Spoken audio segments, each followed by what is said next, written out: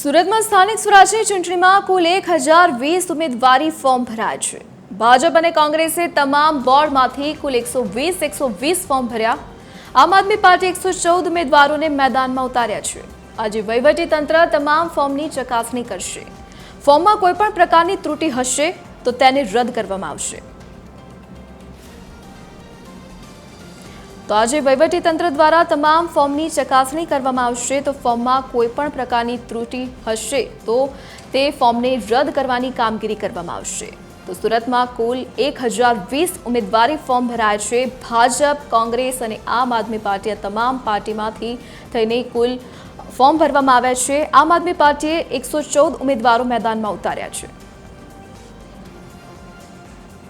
વધુ વિગતો સાથે એસોસિએટ એડિટર દેવેન ચેતે આપણી સાથે લાઈવ જોડાઈ ગયા છે।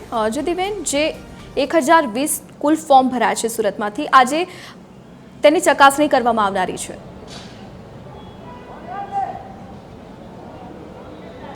જી ધરતીએ જે પ્રકારે ખૂબ જ ઉત્સાહપૂર્ણ રીતે તમામ રાજકીય પાર્ટીઓ જે છે તેમના ઉમેદવારો અને તેમની સાથે તેમના સમર્થકો અને ડમી ઉમેદવારો પણ આવ્યા હતા અને તેમના દ્વારા ફોર્મ ભરવાની પ્રક્રિયા જે છે તે પૂર્ણ કરવામાં આવી હતી। સુરત મહાનગરપાલિકાની કુલ 120 બેઠકો ઉપર ભારતીય જનતા પાર્ટી દ્વારા તમામ વોર્ડની અંદર ઉમેદવારો ઉતાર્યા છે। કોંગ્રેસ પાર્ટી દ્વારા પણ તમામ વોર્ડની અંદર ઉમેદવારોને ઉતારવામાં આવ્યા છે અને આમ આદમી પાર્ટી જે છે તેમના દ્વારા 114 જેટલા ઉમેદવારો જે છે તે મેદાનમાં ઉતારવામાં આવ્યા છે। તેની સાથે સાથે અપક્ષના પણ ઉમેદવારો દ્વારા ફોર્મ ભરવામાં આવ્યા છે।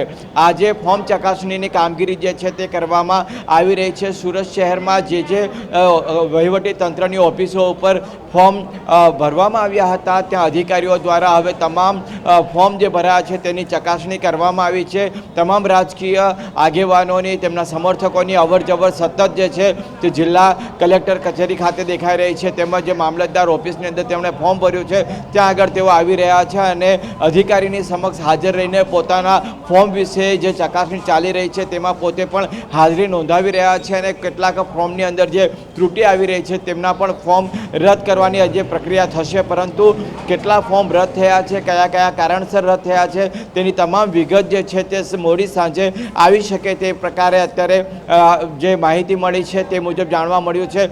બીજી તરફ અધિકારીઓ અને જે ઉમેદવારો છે તેઓ ખૂબ સારી રીતે અત્યારે એકબીજાને સહકાર આપી રહ્યા છે અને લગભગ તમામ ઓફિસોની અંદર જે ફોર્મ ચકાસણી કામ ખૂબ જ શાંતિપૂર્ણ રીતે થઈ રહી છે।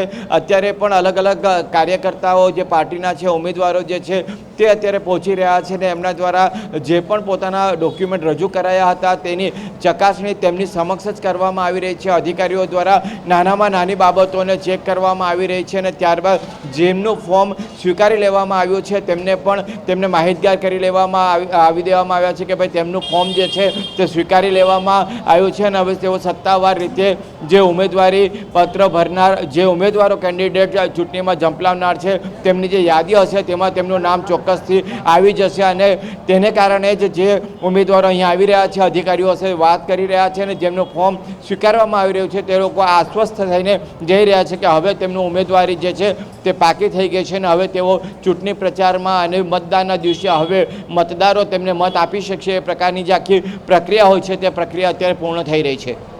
જી દેવેન, વિગત સાથે જોડાવા બદલ આપનો આભાર।